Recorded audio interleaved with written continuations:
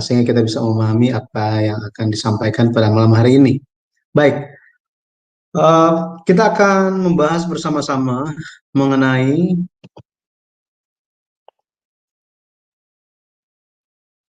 misteri umur, perpendekan umur di em, silsilah Kejadian pasal 11, dan kita akan melihat kebenaran-kebenaran yang terkandung di dalamnya.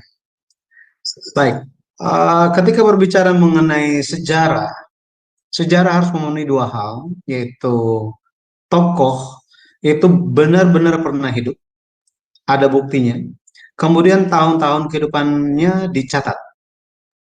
Itu sebabnya ketika kita lihat Alkitab, Alkitab sering seperti tadi dalam doa Bapak Aras dikatakan bahwa biarlah mereka bisa banyak orang bisa melihat Alkitab dengan cara yang benar.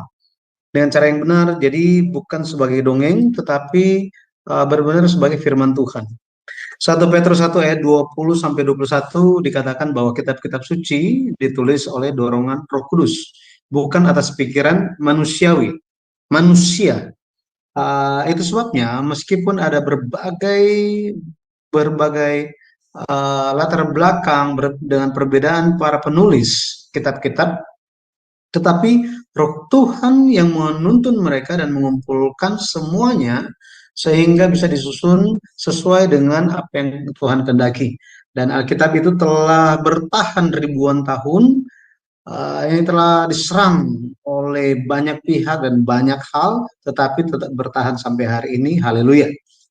Um, jadi kalau kita lihat Pendeta Abraham Park, dia telah melihat benang merah yang menyambungkan antara dari kitab Kejadian sampai kitab Wahyu, dari Perjanjian Lama sampai Perjanjian Baru, dan satu persatu memaparkannya lewat buku seri sejarah penebusan, sehingga hal-hal yang ada di dalam Alkitab yang sering hal tertentu di dalam Alkitab yang sering dilihat sebagai suatu ketidakcocokan atau um, sering dilihat sebagai suatu kesalahan penulis Alkitab, hal ini semua kesalahpahaman ini diselesaikan satu demi satu. Jadi benang kusutnya itu diuraikan satu persatu. Dan um, lewat buku seri sejarah perebusan kita melihatnya dan kita mempelajarinya. Secara khususnya kita sedang mempelajari tentang buku pertama seri pertama sejarah perebusan, yaitu silsilah di kitab Kejadian. Silsilah di kitab Kejadian. Baik, kalau kita lihat mengenai silsilah, mengenai hal ini jarang orang yang tertarik. Justru hamba-hamba Tuhan bahkan kalangan teologia itu menghindarinya. Tetapi Pendeta Abraham Park sangat tertarik mengenai silsilah karena bisa melihat bahwa ada suatu arus penyelenggaraan sejarah penebusan yang sedang mengalir uh, di balik kehidupan dari bapak leluhur. Karena pada nyatanya Yesus Kristus datang lewat suatu lorong yang disebut sebagai silsilah. Yesus bukannya muncul tiba-tiba, tetapi dia sudah ada dan datang melalui silsilah. Itu sebabnya ketika membuka perjanjian baru, kita bisa melihat hal pertama yang kita temukan adalah silsilah Yesus Kristus. Baik, lewat buku silsilah di kitab Kejadian, Pendeta Abraham Park mengajak kita untuk mempelajari silsilah. Dan mengenai silsilah, ada dua macam silsilah. Mengenai struktur silsilah ya, ada struktur vertikal, ada horizontal. Struktur vertikal itu menunjuk kepada ayah memperankan anak, kemudian anaknya ini memperankan anaknya secara terus-menerus dari generasi ke generasi, gitu ya. Jadi dari papa ke anak, terus anaknya lagi terus-menerus. Bentuk ini yang menjadi kesimpulan atau menjadi tujuan dari penulisan silsilah berbentuk vertikal adalah kita perlu memperhatikan siapa tokoh terakhirnya. siapa tokoh terakhirnya. Karena itu ditekankan. Dalam hal ini kalau kita memperhatikan silsilah di kitab Kejadian, khususnya silsilah pasal Kejadian pasal 5 itu dimulai dari Adam, pada akhirnya hendak memunculkan Nuh. Bagaimana Allah menjalankan pekerjaan kehendak Allah, penyelamatan dari Allah, sekaligus penghakiman dari Allah, itu melalui Nuh. Di Kejadian pasal 11, silsilah Kejadian pasal 11 itu dimulai dari Nuh atau Sem. um, Ujungnya itu adalah generasi ke-20 dari Adam, yaitu Abraham. Bagaimana Allah hendak menjalankan pekerjaan keselamatan yang baru melalui Abraham. Nah, kita bisa melihat ada juga dibahas tentang silsilah secara horizontal. Kalau horizontal itu menunjuk kepada papa punya anak-anak, kemudian dari anak-anak ini anak pertama dapat anak-anak lagi, kemudian anak yang kedua dapat anak-anaknya lagi. Jadi disusun seperti itu. Kalau Bapak Ibu memiliki buku tersebut akan sangat membantu di dalam memahami bagaimana silsilah-silsilah di dalam Alkitab. Baik, tentang nama-nama mempelajari Alkitab itu perlu juga melihat arti nama-nama mereka, kemudian kehidupan semasa dari antara Bapak leluhur ini. Setelah itu memperhatikan informasi-informasi tambahan yang diberikan oleh Alkitab. Satu hal lagi yang perlu kita perhatikan itu adalah tentang tahun-tahunnya. Karena lewat tahun-tahun ini menggambarkan suatu kehendak Allah yang ingin disampaikan pada zaman itu. Jadi kita melihat konteksnya pada zaman itu, ya. Kita tahu bahwa nama itu bukan sekedar eh, suatu harapan orang tua terhadap anaknya, gitu ya. Tetapi itu juga nama bukan juga hanya sebagai bentuk pembeda. Jadi untuk mengidentifikasi atau identitas seseorang untuk membedakan orang ini dengan orang lain. Bukan hanya itu, tetapi di dalam nama bisa terkandung kehendak Allah di zaman itu. Lewat harapan orang tua atau pengakuan orang tua mengenai apa yang terjadi di zamannya. Nah, jadi kalau kita lihat mengenai Shem, arti namanya itu adalah ketenaran, gitu ya, nama atau ketenaran atau kemasyuran. Arpaksat arti namanya wilayah. Selah artinya orang yang diutus, ya, dilempar keluar. Eber, orang yang datang dengan menyeberangi, ya, dengan menyeberangi. Kemudian lebih khususnya menyeberangi sungai. Kemudian Pelek terbagi. Jadi ini arti-arti nama mereka. Kita bisa tahu bahwa nama itu memiliki suatu pekerjaan, suatu kehendak dari Allah untuk dijalankan. Buktinya adalah Abram, nama Abram diganti menjadi Abraham karena ada tugas dari Allah untuk mereka. Yakub namanya diganti menjadi Israel karena ada suatu kehendak Allah pada dia, pada dirinya. Jadi seperti itulah fungsi nama di dalam Alkitab sehingga bisa membantu kita di dalam memahami silsilah. Bagaimana kehendak Tuhan di dalam silsilah tersebut. Kalau kita lihat mengenai usia, lewat usia kita pun bisa melihat apa yang terjadi pada zaman itu dan apa yang menyebabkan faktor-faktor terjadinya hal tersebut. Contohnya di dalam bagan ini, sebelum air bah, manusia itu umurnya rata-rata itu 900-an. Rata-rata 900-an. Akan tetapi setelah air bah, hanya Nuh yang hidup sampai 950 tahun. Nah, ini karena dia pernah hidup sebelum air bah. Shem sendiri pun karena dia hidup sebelum dia lahir sebelum air bah, maka dia mencapai umur 600 tahun. Tetapi orang-orang yang lahir setelah penghakiman air bah, kita bisa lihat ada terjadinya perpendekan usia. Di sini kita bisa lihat lewat Arpaksat Sela Eber itu umurnya 400-an tahun. Lebih mengejutkan lagi, setelah Eber, mulai dari Pelek dan seterusnya, usia manusia itu hanya 200-an, lebih lagi tidak sampai 200. Tidak sampai 200. Hal ini kita akan lihat sebentar lagi. Ya, mari kita lihat yang pertama tentang Iman Nuh yang membangun Batra. Iman Nuh yang membangun Batra. Kalau kita lihat Batra itu dibangun berapa lama? Ya, banyak yang mengatakan 120 tahun hanya karena satu ayat di Kejadian 6 ayat yang ketiga. Akan tetapi em, pembangunan Batra Nuh itu tidak sampai 100 tahun. Nah, seperti apa iman Nuh itu terhadap Tuhan? Di Kejadian 6 ayat 8 sampai 9 di situ dikatakan bahwa tetapi Nuh mendapat kasih karunia di mata Tuhan. Inilah riwayat Nuh. Nuh adalah seorang yang benar dan tidak bercela di antara orang-orang sezamannya. Dan Nuh itu hidup bergaul dengan Allah. Kata bergaul di sini sama seperti kata bergaul yang ada ketika kita membahas Henok. Ya, itu adalah halak, ya halak, bergaul atau berjalan bersama dengan Allah. Di sini kita bisa melihat bagaimana Nuh telah menerima iman, pewarisan iman uh, yang hebat dari papanya. Kita telah melihat tentang Lamek. Bagaimana Lamek dia memberikan pengakuan, pengharapannya atas pemulihan tanah yang terkutuk dan susah payah bekerja manusia karena telah jatuh dosa. Karena telah jatuh dosa. Jadi dia mengharapkan pemulihan, dia mengharapkan janji keturunan perempuan itu. Janji keturunan perempuan itu. Kedatangan Mesias. Jadi dia memiliki iman yang menantikan Mesias, menantikan pemulihan yang akan dilaksanakan oleh Mesias.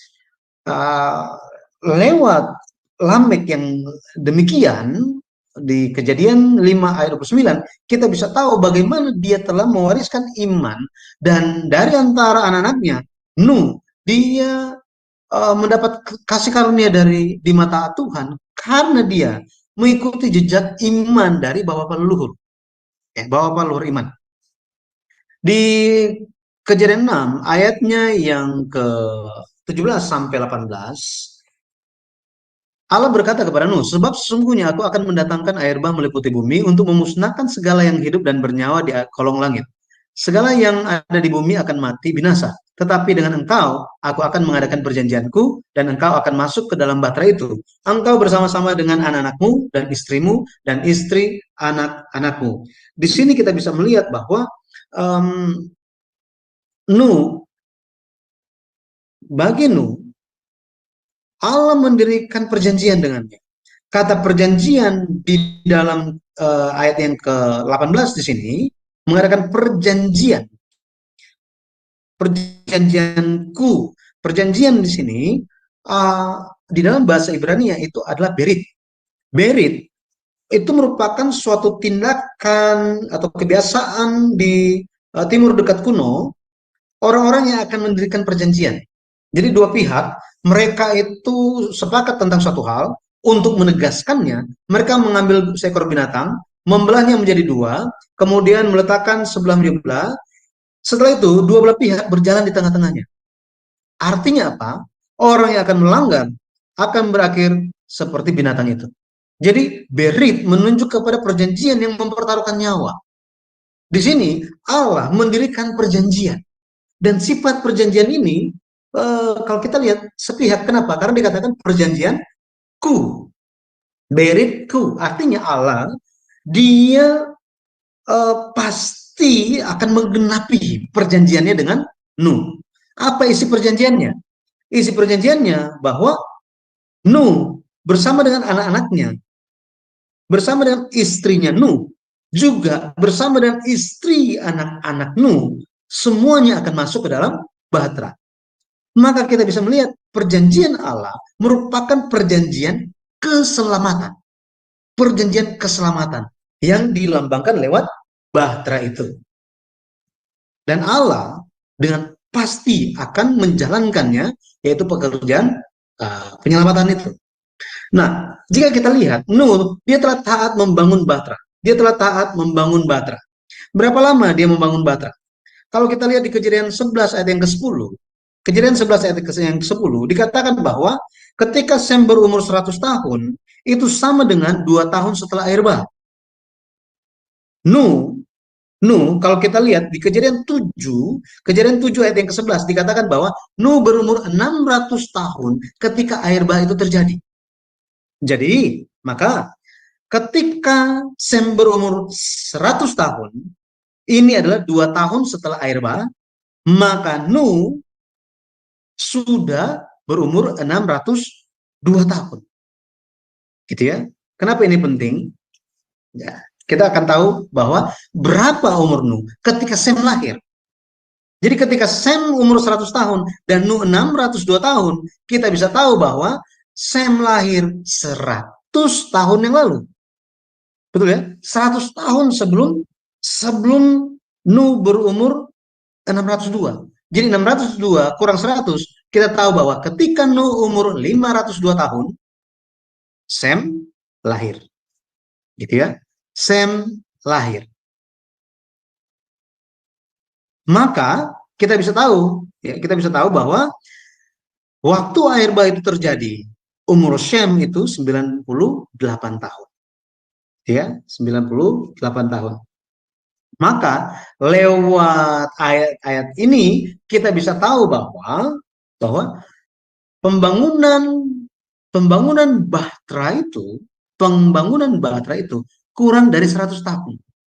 Kurang dari 100 tahun. Kenapa? Karena perintah untuk membangun Bahtera diberikan kepada Nuh itu setelah Nuh mendapatkan 3 anak, Sem, Ham, dan Yafet. Setelah Sem, Ham, dan Yafet menikah, tetapi mereka belum memiliki anak. Belum memiliki anak. Artinya apa? Artinya jika Sem menikah di usia 20 tahun, maka perjanjian itu diberikan kepada Nuh itu sekitar Nuh berumur 522 tahun. Kalau misalnya Ham dan Yafet juga merit itu selang waktu 2 tahun, kita bisa dapatkan bahwa pembangunan Nuh mendapatkan mantu, ya, mantu. Tiga anak itu sudah merit semuanya, maka Nuh dapat mantu, 3 orang mantu, itu sekitar usianya 520-an. Ya, 520-an. Sehingga dari umur 520-an ini sampai Nuh umur 600 tahun air bah terjadi, kita bisa tahu bahwa pembangunan Bahtera Nuh hanya 70 sampai 80 tahun. Ya, 80 sampai 70 tahun. Ada yang tanya, ada yang bilang begini, pendeta, ada yang tanya kepada pendeta Abraham Park mengenai hal ini. Buat apa kita tahu hal ini? Mau 500 tahun ke, mau 600 tahun, atau mau 120 tahun, mau 70 tahun, mau berapa tahun pun, buat apa sih? Gitu ya. Kita perlu ingat kembali, ya, pendeta Abraham Park katakan begini. Yesus ketika dia memulai pelayanan umumnya itu di usia kira-kira 30 tahun. Ini Lukas 3 ayat 23. Gitu ya. Umur 23 tahun. Umur 30 tahun. Jika saya katakan Yesus memulai pelayanannya di usia 50 tahun, maka kekristenan dunia akan anggap saya siapa? Anggap saya salah, kan? Bisa salah paham, kan? Bisa dianggap sebagai dicap sesat. Jadi kita perlu melihat Alkitab apa adanya, Alkitab sebagai firman Tuhan. Kita paham atau belum paham atau tidak itu urusan kedua. Tetap kita perlu menerima Alkitab sebagaimana Alkitab, apa adanya Alkitab. Ya, nah, seperti itu. Jadi pembangunan Bahtera itu bukan 120 tahun, melainkan kurang dari 100 tahun, hanya sekitar 70 sampai 80 tahun. Kemudian kita lihat Nuh ini, dia dan Abraham hidup semasa. Nah, Nuh termasuk dirinya sendiri, dia hidup bersama dengan 7 generasi. Jadi ada di zamannya Nuh ada 17 generasi hidup bersamaan. Ya, hidup bersamaan. Di zamannya Nuh hidup dengan 17 generasi, termasuk dirinya, gitu ya. Nah, dia tidak bertemu dengan siapa saja. Kalau kita lihat, dia tidak bertemu dengan Adam dan Seth. Kenapa? Karena mereka telah mati sebelum Nuh lahir. Nuh juga tidak bertemu dengan Henokh. Kenapa? Karena karena Henokh telah terangkat sebelum Nuh lahir, gitu ya. Sebelum Nuh lahir, Henokh itu sudah terangkat. Jadi dia tidak ketemu dengan Adam, Seth, Henokh. Tetapi dia masih bertemu dengan yang lainnya, gitu ya. Yang lainnya, kalau kita lihat. Um, jadi jika kita perhatikan, Nuh dia hidup sampai sampai Abraham, sampai Abraham lahir. Caranya bagaimana? Cara kita mengetahuinya. Kita bisa memperhatikan di Kejadian 11 ayat 10 sampai 26, dihitung di situ. 2 tahun setelah air bah, ya, 2 tahun setelah air bah, siapa lahir? Arpaksad lahir. Kemudian ketika Arpaksad umur 35 tahun, Sela lahir. Ketika Sela umur 30 tahun, Eber lahir. Eber berumur 34 tahun, Pelek lahir. Pelek berumur 30 tahun, Rehu lahir. Rehu umur 32 tahun, Seruk lahir. Seruk umur 30 tahun, Nahor lahir. Nahor umur 29 tahun, Tera lahir. Tera umur 70 tahun, Abraham lahir. Jadi, air bah, sejak air bah sampai Abraham lahir, itu sudah berlalu berapa tahun? 292 tahun. 292 tahun. Artinya Abraham lahir 290 tahun setelah air bah. Bagaimana dengan Nuh? Kejadian 9 ayat 28 dikatakan bahwa Nuh masih hidup 350 tahun lagi setelah air bah. Jadi Kejadian 9 ayat 28 dicatat dengan jelas di situ untuk menunjukkan bahwa Nuh masih hidup 350 tahun setelah air bah. Dan ini memberikan kita petunjuk bahwa apa? Bahwa tahun, ya, tahun Nuh mati setelah air bah itu adalah 350. Jika kematian Nuh setelah air bah, ya, usia Nuh atau tahun Nuh masih hidup sampai usia 350 tahun dikurangi tahun kelahiran Abraham sejak air bah 292 tahun, maka kita mendapatkan 58 tahun. Nuh dan Abraham hidup semasa selama 58 tahun.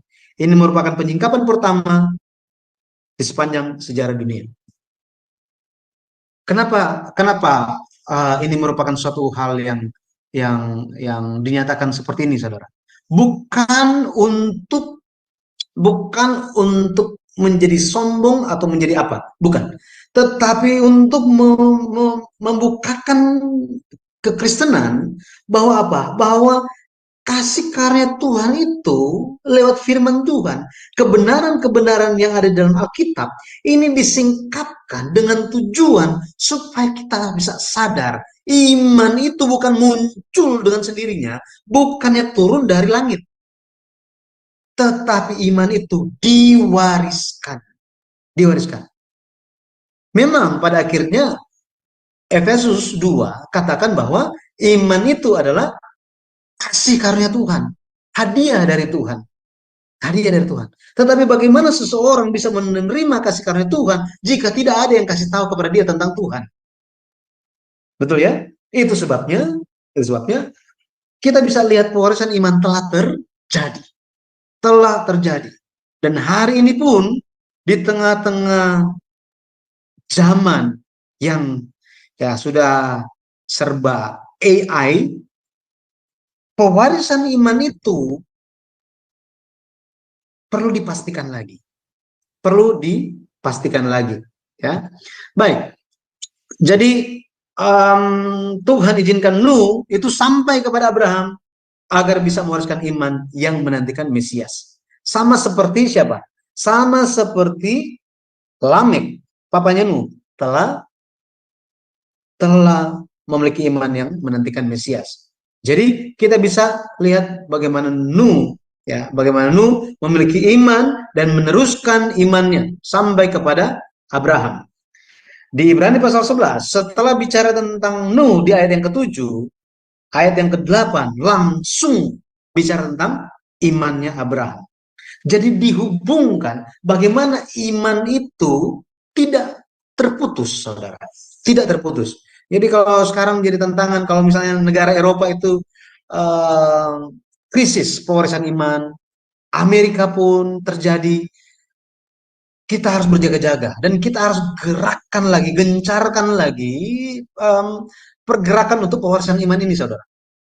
Untuk melihat bagaimana Tuhan bekerja secara fakta di dalam sejarah dunia. Karena sejarah dunia ini dibangun di atas sejarah penebusan. Baik, kita akan lihat bersama-sama berikutnya mengenai umur manusia yang diperpendek secara drastis. Ini bagian yang telah kita lihat tadi, telah terjadi perpendekan. Kalau kita lihat itu ada dua, itu di zamannya Arpaksad, antara Sem dan Arpaksad, kemudian antara Eber dan Peleg. Antara Eber dan Peleg. Ya. Kita lihat perpendekan umur antara Sem dan Arpaksad. Antara Sem dan Arpaksad. Sem dia masih hidup sampai usia 600 tahun. Ya, 600 tahun. Kalau kita lihat itu setelah air bah, ya setelah air bah,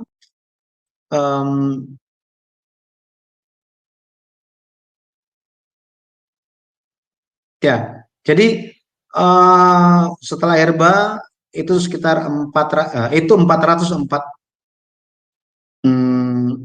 Maaf, ini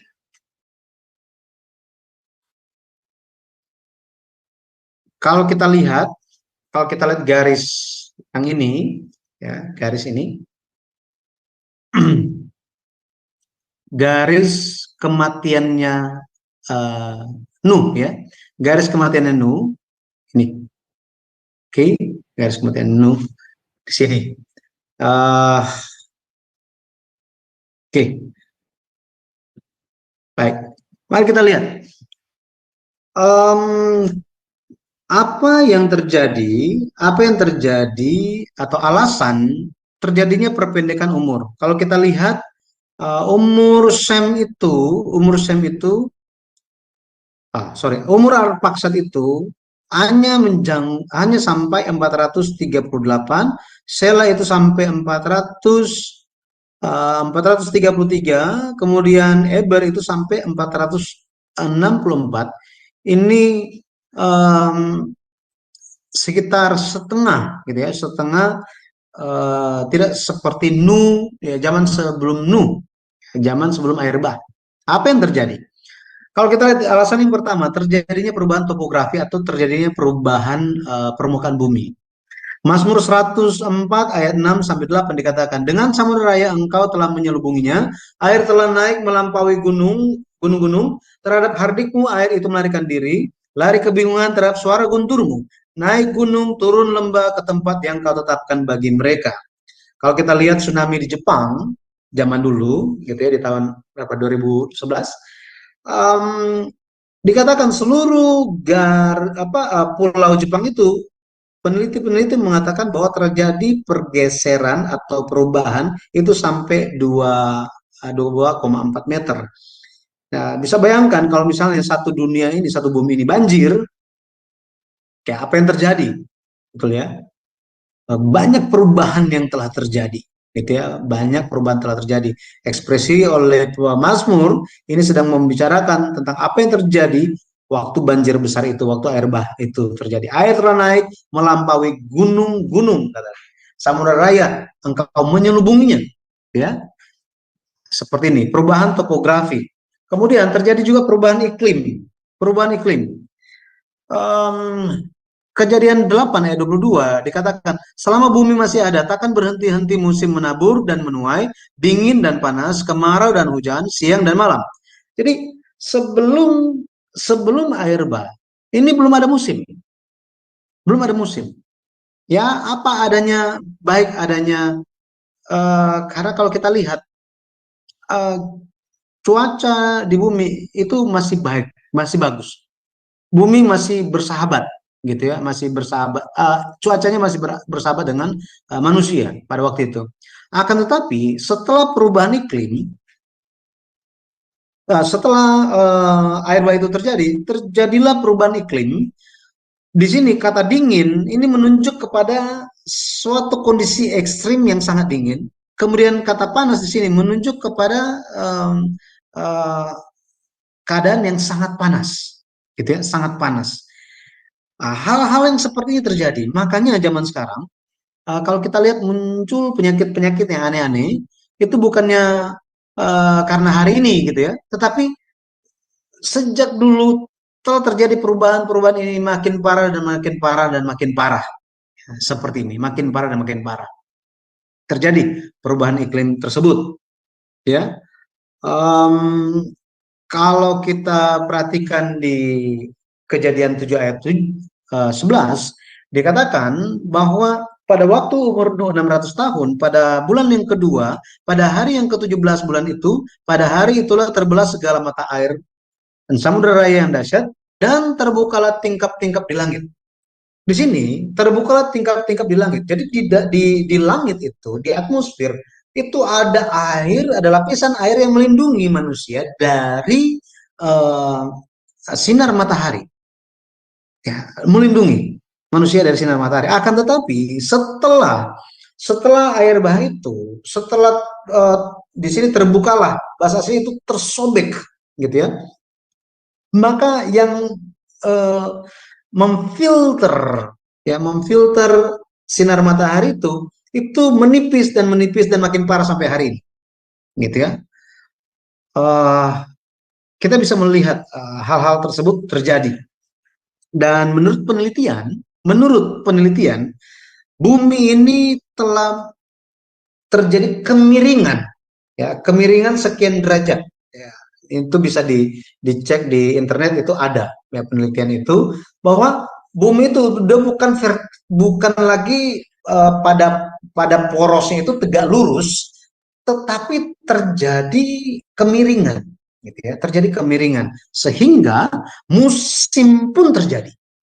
Ini musim pun terjadi. Kar, uh, uh, di tempat tertentu bisa dapat panas yang cukup, tetapi di tempat yang lain tidak bisa menerima cahaya matahari yang cukup. Seperti ini. Ini terjadi, gitu ya. Makanya alih-alih menyatakan bahwa pernah terjadi sesuatu kepada bumi ini, itu karena tidak seharusnya, gitu ya.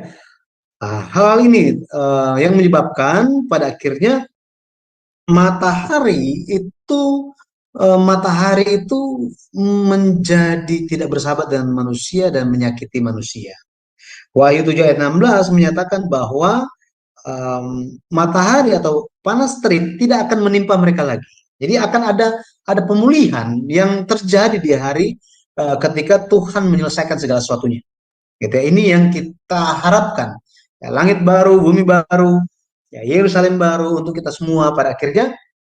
Hal ini yang menjadi pengharapan kita semua, gitu ya, menjadi pengharapan kita semua. Uh, Keturunan yang lahir setelah air bah ini mereka mengalami hal-hal yang kondisi bumi yang berbeda, kondisi alam yang berbeda, perubahan topografi, iklim, hal-hal ini mempengaruhi usia, mempengaruhi manusia dan juga usia mereka. Ya, usia mereka pada akhirnya umur mulai menjadi lebih pendek. Jadi alasannya gara-gara apa? Gara-gara air bah, gitu ya. Air bah ini terjadi gara-gara apa? Gara-gara dosa manusia. Jadi karena dosa, maka umur itu mulai menjadi pendek, ya, jadi pendek dan jadi pendek. Ya, Eh, kalau kita lihat di sini ada dua bagian dari Nuh, Sem, Arphaxad, Hela, Eber. Mereka masih bahkan hidup. Kalau kita lihat, mereka hidup lebih panjang, ya, lebih panjang dibandingkan Peleg, Rehu, Serug, Nahor, dan Tera. Bahkan Abraham, kalau kita lihat. Ya, bapak-bapak, ibu-ibu bisa lihat di sini. Umurnya tinggal 200-an.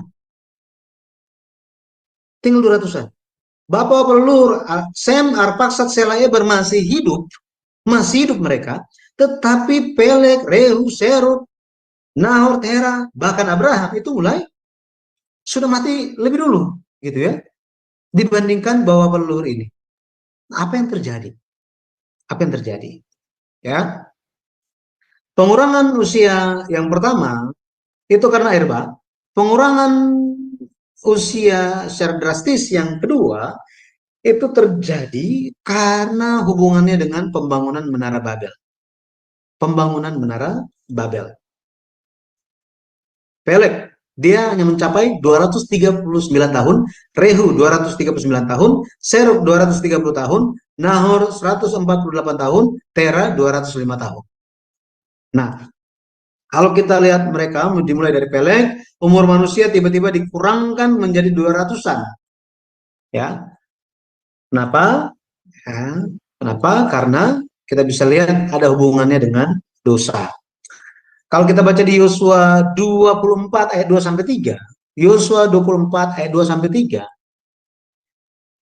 kitab Yosua menyatakan bahwa bapa leluhurmu, ya, Bapak Abraham, ayahnya Abraham, Tera, di sebelah sungai Efrat itu, sungai besar itu, mereka menyembah Allah lain katanya. Menyembah Allah lain.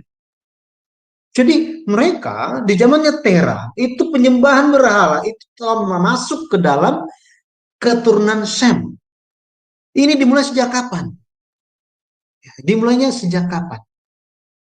Sejak ya, sejak pembangunan Menara Babel. Kejadian 10 ayat 25. Bagi Eber lahir dua anak laki-laki, nama yang seorang ialah Peleg, sebab dalam zamannya bumi terbagi, dan nama adiknya ialah Yoktan. Jadi Eber dapat dua anak, ditekankan di sini, dia dapat dua anak, kemudian tentang Peleg, ada alasan kenapa diberikan nama Peleg. Bahwa apa? Dalam zamannya bumi terbagi. 1 Tawarik 1 ayat 19 dikatakan, bagi Eber lahir dua anak laki-laki, nama yang seorang ialah Peleg, sebab dalam zamannya bumi terbagi. Bumi terbagi katanya. Ya. Penduduk bumi terbagi. Penduduk bumi terbagi. Kalau kita coba kita lihat ya. 1 Tawarik 1 ya. Ayat yang ke-19 dikatakan, bagi Eber lahir dua anak laki-laki, nama yang seorang ialah Peleg, sebab dalam zamannya penduduk bumi terbagi. Dan kita tahu bahwa penduduk bumi terbagi itu gara-gara peristiwa Menara Babel. Gitu ya, Menara Babel. Maka mengenai hal pengurangan drastis usia, yang dan hubungannya dengan dosa, firman Tuhan berkata bahwa ada hubungannya dengan dosa, pengurangan umur dan dosa itu memiliki hubungan. Mazmur 55 ayat 24 dikatakan, tetapi engkau, ya Allah, akan menjerumuskan mereka ke lubang sumur yang dalam. Orang penumpah darah dan penipu tidak akan mencapai setengah umurnya. Tetapi aku ini percaya kepadamu. Pengkhotbah 8 ayat 13, tetapi orang yang fasik tidak akan beroleh kebahagiaan, dan seperti bayang-bayang ia tidak akan panjang umur, karena ia tidak takut terhadap hadirat Allah. Amsal 10 ayat 27, takut akan Tuhan memperpanjang umur, tetapi tahun-tahun orang fasik diperpendek. Jadi secara konteks pada zaman itu kita bisa lihat bahwa di zaman ketika bapak-bapak leluhur iman sementara hidup dan panjang dan sementara hidup, tiba-tiba Peleg mati di usia 239. Bukan hanya itu, di tahun berikutnya Nahor mati. Nahor mati. Maka kita bisa lihat mereka yang Nuh sampai Eber ini masih hidup, ya masih hidup, tetapi Peleg mulai mati, Anaknya mati, cucu mati, cicitnya mati, pada mati semuanya. Ya, ini merupakan yang ada hubungannya dengan dosa. Nah, kita melihat kenapa kita melihat itu? Kita lihat secara konteks karena di Kejadian pasal 11 secara khususnya dimunculkan fakta tersebut. Fakta tersebut. Umur Abraham sampai kapan itu tidak dibahas. Jadi fokus dari Kejadian pasal 11 adalah tentang siapa? Sisilah Kejadian pasal 11 terfokus untuk membandingkan usia dari Sem, Arpaksad, Sela, Eber dibandingkan dengan Pelek, Rehu, Seruk, Nahor, dan Terah. Jadi kita perlu melihat hal ini. Karena mungkin ada yang bisa bertanya, oh berarti Abraham mati gara-gara dosa dong. Dia lakukan dosa, makanya dia. Nah, kita perlu lihat bahwa secara konteks kita uh, melihat bahwa sisilah kejadian pasal 11 hanya membatasi pembahasan umur, mereka mencapai umur berapa itu hanya dari Sem sampai kepada Tera. Dan ini muncul dengan jelas. Muncul dengan jelas. Ketika Sem, Arpaksad, Sela, Eber masih hidup, tiba-tiba generasi setelah mereka mulai mati. Mulai mati tiba-tiba. Jadi kalau kita lihat tentang mereka,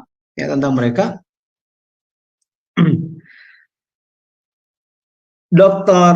Kim Sung Il di dalam bukunya Exploring Origin of the Korean Nation, Discovering the Root of the Semites,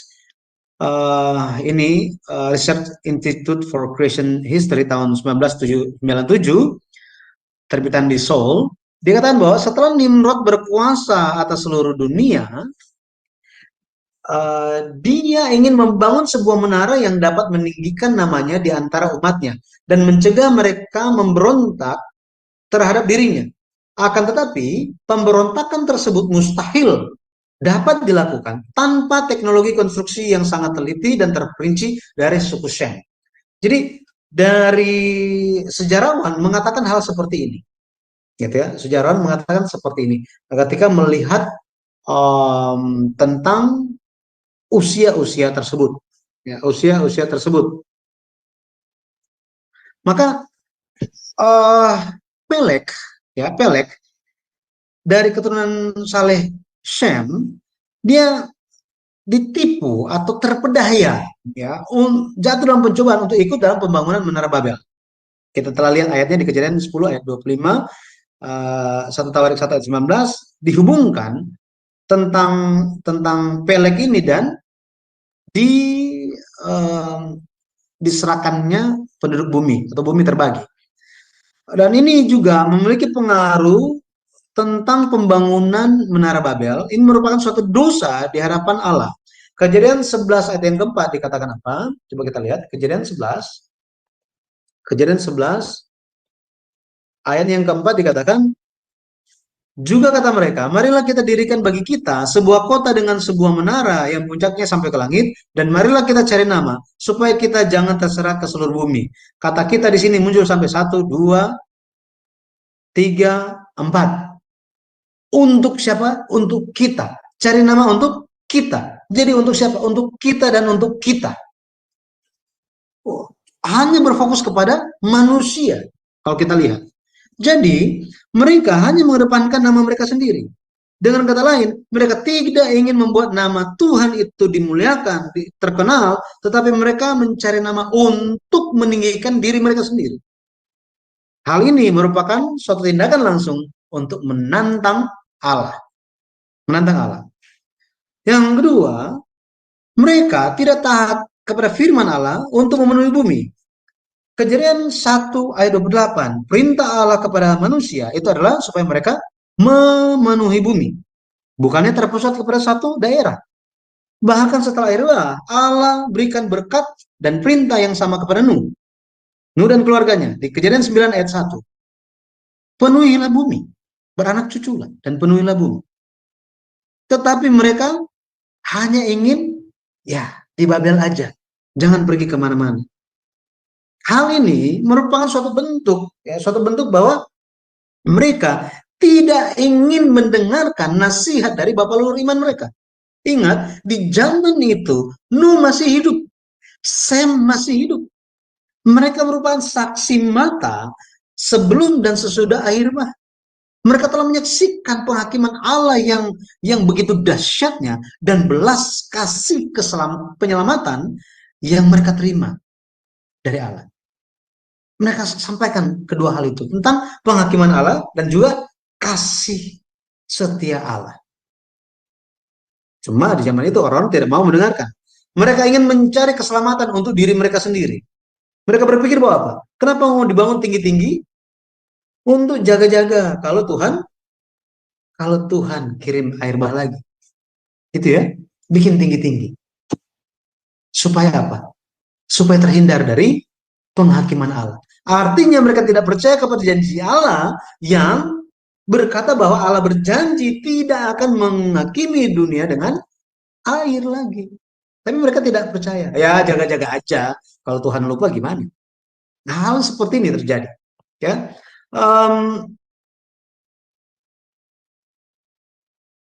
jadi kalau kita lihat, ya, Pelek, Pelek, Reu, Seruk, Nahor, Tera, dan Abraham, mereka berdiam di Ur Kasdim, ya, berdiam di Ur Kasdim. Akan tetapi, kalau kita lihat, sejak peristiwa Menara Babel, ya karena dosa, usia manusia diperpendek, tetapi Nuh, Sem, Arphaxad, Sela, Eber, mereka telah memisahkan diri dari wilayah pembangunan Menara Babel. Mereka telah memperluas untuk mencari wilayah yang baru.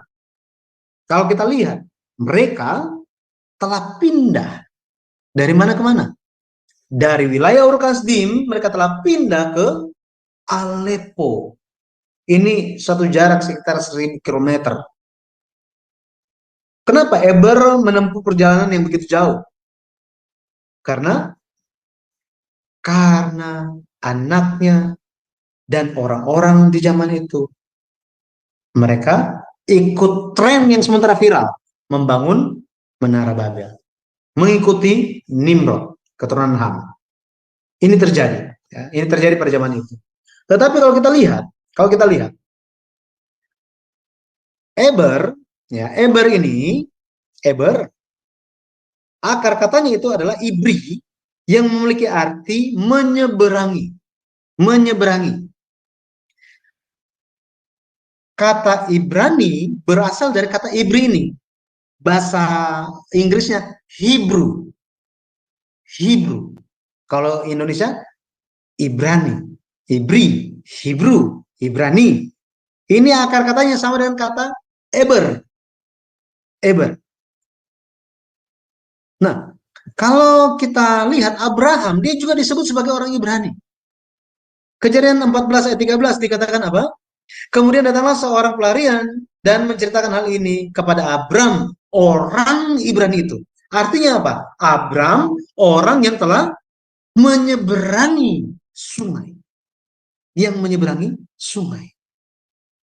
Jadi, kalau kita lihat Abraham, dia disebut sebagai orang Ibrani. Sebelum dia, sudah ada orang Ibrani. Orang yang menyeberangi sungai. Itu adalah Eber. Ya. Dari Ur Kasdim, Abraham kan pergi sampai ke Sikem dan ke Hebron kan. Dia telah menyeberangi sungai Efrat. Sungai Efrat. Ya. Tetapi sebelum dia, kalau kita lihat, Eber, di dalam pimpinan Eber, Nuh, dengan membawa serta Nuh, Sem, Arphaxad, Sela, dan dirinya, yaitu Eber, sesuai dengan arti namanya, dia telah membawa tokoh-tokoh beriman ini, bapak-bapak leluhur iman ini, meninggalkan Babel, meninggalkan wilayah tempat Babel itu dibangun, Menara Babel itu dibangun, dan menyeberangi sungai, menelusuri suatu tempat yang sangat jauh, menyeberangi sungai Efrat, sesuai dengan arti namanya, dan mereka sampai di Haran. Sampai di Haran. Apakah ada bukti dalam Alkitab mengenai hal ini? Kita akan sambung di kesempatan berikutnya. Ya, saya kembalikan kepada Ibu Heni. Silakan Ibu. Iya, terima kasih Bapak Pendeta yang sangat luar biasa sekali penyingkapan yang biasanya Bapak Ibu belum tahu ya. Karena waktu saya dulu juga mengira bahwa pembangunan Batrah itu sekitar 120 tahun. Ya, karena saya dulu sekolah di New York ini, ya dibahasnya demikian. Tapi ternyata setelah kita melihat runutan dari kapan kejadiannya, di situ kita bisa tahu dari angka-angka itu secara tepat ya, karena juga menurut